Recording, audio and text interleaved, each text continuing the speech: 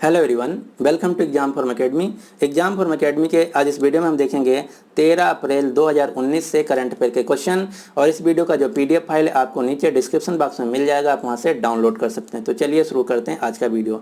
आज का पहला क्वेश्चन है, हाल ही में किस भारतीय को रूस के सर्वोच्च राष्ट्र सम्मान से सम्मानित किया जाएगा? तो ये दिया जाएगा भारत के प्रधानमंत्री नरेंद्र मोदी को। अब दूसरा क्वेश्चन ये पूछा जा सकता है कि जो रूस का सर्वोच्च सम्मान है प्रधानमंत्री नरेंद्र मोदी को दिया जाएगा, तो इसका नाम क्या है? इसका नाम है order of saint Andrew the apostle.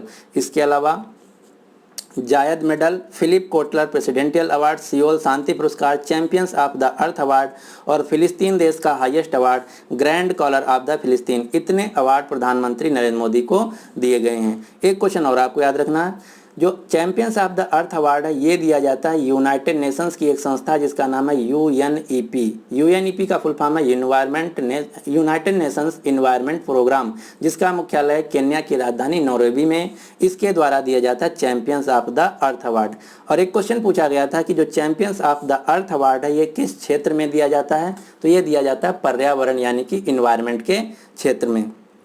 इसके अलावा अभी भारत के राष्ट्रपति रामनाथ कोविंद जी 3 देशों की यात्रा पे गए थे, बोल्विया, क्रोएशिया और चीन। तो बोल्विया और क्रोएशिया ने अपने देश का जो हाईएस्ट अवार्ड है ये रामनाथ कोविंद को दिया है। तो यहाँ से आपको सिर्फ नाम नहीं याद रखना इनके अवार्ड के, आपको देश याद रखना कि बोल्विया ने और क्रोएशिया ने अपने देश का जो हाईएस्ट अवार्ड है ये दिया रामनाथ कोविंद को। इसके अलावा 2 नेताओं के और आपको नाम याद रखना, एक तो अरुण जेटली को 2019 में दिया गया business line game changer of the year का अवार्ड और पीयूष गोयल को दिया गया कार्नोट पुरस्कार। इतने पुरस्कार आपको यहाँ से याद रखने हैं। जो रूस देश है इसकी राजधानी मॉस्को है, इसके जो वर्तमान में प्रेसिडेंट हैं उनका नाम है व्लादिमीर पुतिन, और यहाँ की एक स्पेस एजेंसी है जिसका नाम है रोसकॉसमॉस, और यहाँ जो मुद्रा चलती है उसका नाम है रूबल। तो इतने क्वेश्चन आपको यहाँ से याद रखने हैं।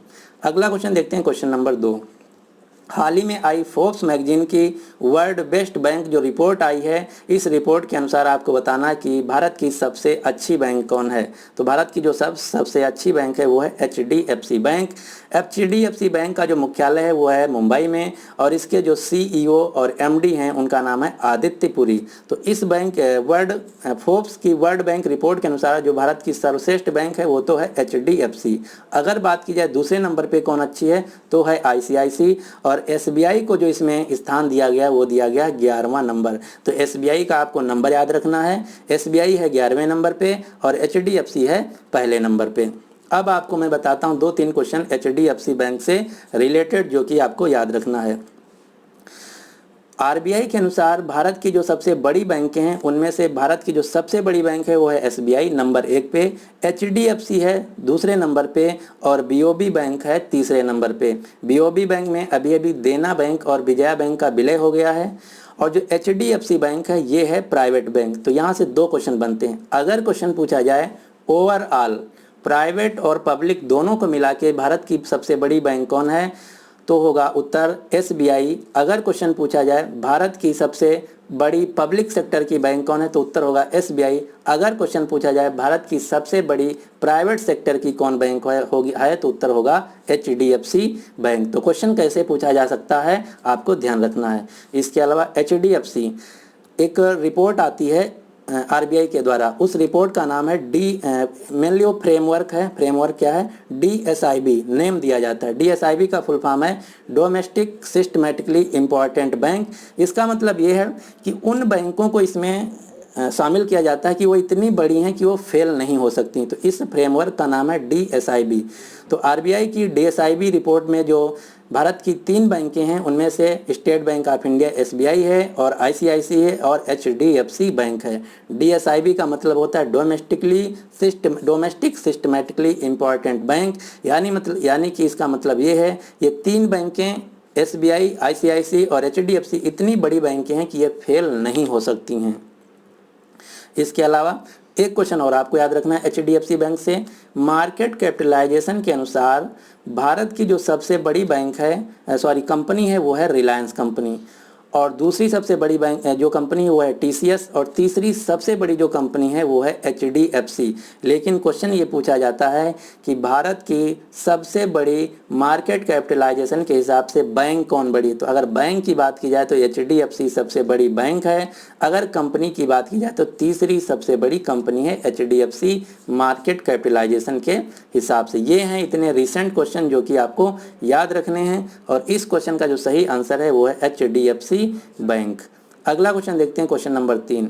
हाल ही में किस कंपनी ने नया क्लाउड प्लेटफॉर्म जिसका नाम है एथोन्स ये लॉन्च किया है। तो ये लॉन्च किया गया है गूगल कंपनी द्वारा, और गूगल ने ही अभी दुनिया की जो सबसे पहली ड्रोन सर्विस है वो भी लॉन्च किया है ऑस्ट्रेलिया में।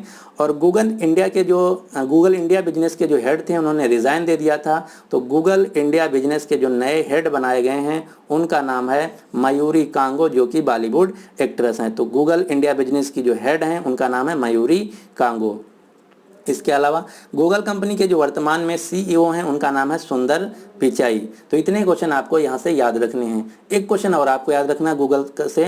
गूगल ने एक ऐप लॉन्च किया जिसका नाम है बोलो लर्निंग ऐप। इसके अलावा गूगल का एक जो ऐप है जिसका नाम है जी पे ऐप। तो जी पे ऐप भारत का पहला ऐप बन गया है जिसके द्वारा आप गोल्ड ट्रेडिंग भी कर सकते हैं, यानी कि सोने का खरीद और बेच भी सकते हैं यहाँ से जी पे ऐप से। तो इतने क्वेश्चन आपको यहाँ से मिल जाते हैं, और इस क्वेश्चन का जो सही आंसर है वो है गूगल। अगला क्वेश्चन देखते हैं, क्वेश्चन नंबर 4। हाल ही में सरस्वती सम्मान 2018 के लिए किसे चुना गया।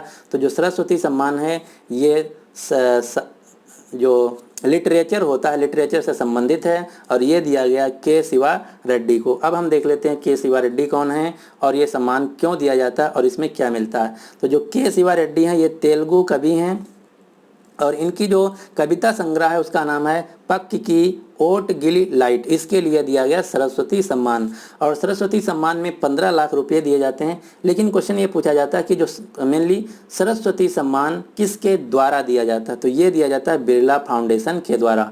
तो इस क्वेश्चन का जो सही आंसर है वो है ए, के शिवा रेड्डी को दिया गया 2018 का सरस्वती सम्मान, जो कि साहित्य से रिलेटेड है।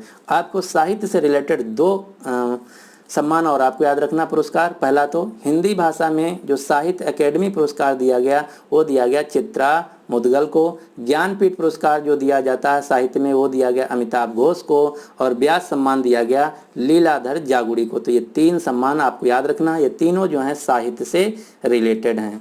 अगला क्वेश्चन देखते हैं, क्वेश्चन नंबर 5।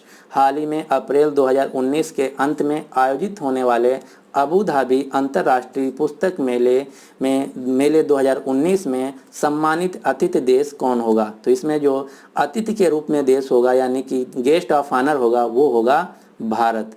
अब यहाँ बात की गई है अबू धाबी। तो अबू धाबी से आपको 3 से 4 क्वेश्चन याद रखने हैं करंट अफेयर में। के पहला तो अबू धाबी जो है ये यूएई देश की राजधानी है, और अबू धाबी ने हिंदी को अपनी तीसरी आधिकारिक भाषा बनाया है। इसके अलावा अबू धाबी में ही अभी आयोजित हुए थे स्पेशल ओलंपिक वर्ल्ड गेम्स, और अबू धाबी में खुला है पहला हिंदू मंदिर जिसका इनॉग्रेशन किया था भारत के प्रधानमंत्री नरेंद्र मोदी ने वीडियो कॉन्फ्रेंसिंग के थ्रू। तो इतनी चीज़ें आपको याद रखना है, और अबू धाबी जो है ये यूएई देश की राजधानी है।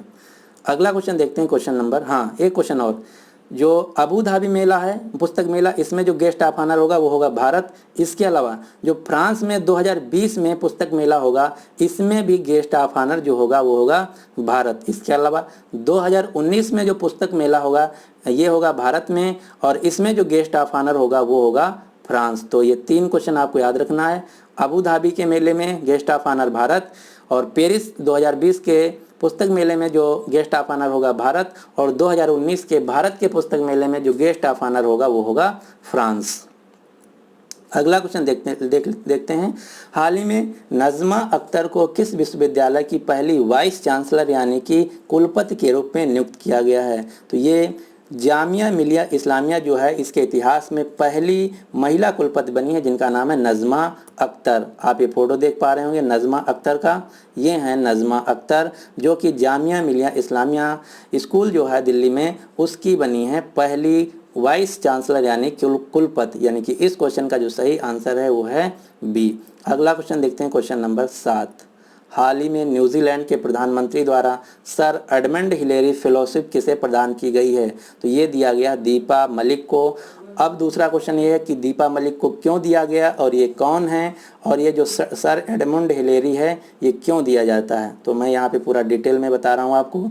जो ये है, जो फोटो दिख रहे हैं आप, ये हैं दीपा मलिक, और ये इन्होंने रियो ओलंपिक में रजत पदक जीता था। इसीलिए न्यूजीलैंड के जो प्रधानमंत्री हैं इनसे प्रभावित होकर इनको दिया है एडमंड हिलेरी फेलोशिप। और ये जो हैं ये हैं दिव्यांग, इसलिए इनको इनके कार्य से प्रभावित होकर दिया गया है। अब दूसरा क्वेश्चन ये है कि सर एडमंड हिलेरी कौन है? तो आप जानते होंगे कि जो विश्व की सबसे ऊंची चोटी है माउंट एवरेस्ट, तो माउंट एवरेस्ट पे जो सबसे पहले चढ़ने वाले व्यक्ति थे वो थे दो लोग, न्यूजीलैंड के सर एडमंड हिलेरी और नेपाल के तेंजिंग शेरपा।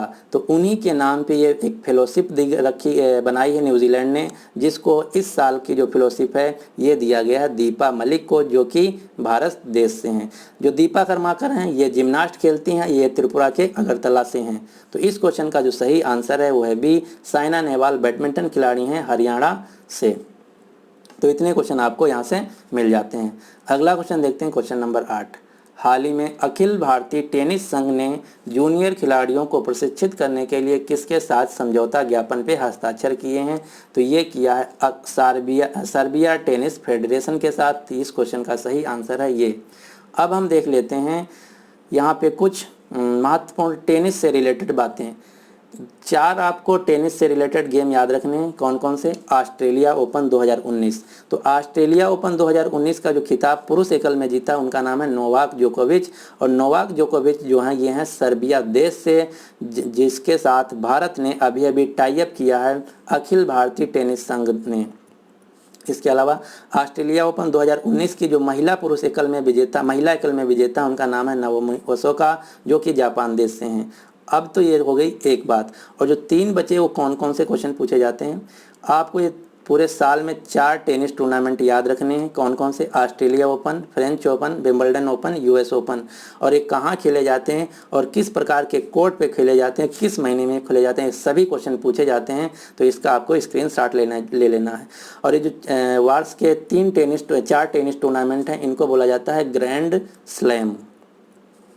जो हार्ड कोर्ट का मतलब होता है एक प्रकार का सरफेस होता है जो आपको ये फिगर में दिख रहा है। इसके अलावा जो ग्रास सरफेस होता है ये है आपका सरफेस, और जो एक होता है क्ले कोर्ट सरफेस। तो क्ले कोर्ट सरफेस जो आपको ये फोटो में दिख रहा है गीला मिट्टी, ये है क्ले कोर्ट सरफेस, जो कि यहाँ पे मैंने मेंशन कर रखा। Hard court, clay court, grass court, तो ये आपको हो गया। तो अभी तक जो खेला गया है 4 टेनिस टूर्नामेंट में सिर्फ एक ही खेला गया ऑस्ट्रेलिया ओपन। जो 3 के बचे तो वो आपको याद रखना है 2018 के। तो फ्रेंच ओपन ये है, उसके अलावा विंबलडन ओपन 2018 और आखिरी यूएस ओपन 2018। तो ये 4 हैं टेनिस के ग्रैंड स्लैम जो कि आपको याद रखना है। और इस क्वेश्चन का जो सही आंसर है वो है ए, यानी कि सर्बिया टेनिस फेडरेशन के साथ भारत की अखिल भारतीय टेनिस फेडरेशन ने टाई अप किया है खिलाड़ियों के प्रशिक्षण यानी कि ट्रेनिंग के लिए। और जो सर्बिया के सबसे प्रतिष्ठित यानी कि फेमस खिलाड़ी हैं उनका नाम है नोवाक जोकोविच। अगला क्वेश्चन देखते हैं, क्वेश्चन नंबर 9। हाल ही में freedom of the city of London सम्मान जो है ये किसे दिया गया? तो ये दिया गया है एलिस जी बैद्यन को दिया गया freedom of city of London का अवार्ड। तो ये इस क्वेश्चन का जो सही आंसर है वो है सी। अब क्वेश्चन ये है कि जो एलिस जी बैद्यन है ये कौन है? तो एक GIC जिसका फुल फॉर्म है जनरल इंश्योरेंस कॉरपोरेशन, इसकी हैं ये MD। तो इनको दिया गया है freedom of the city of London का पुरस्कार। तो इस क्वेश्चन का जो सही आंसर है वो है सी। अगला क्वेश्चन देख लेते हैं, क्वेश्चन नंबर 10।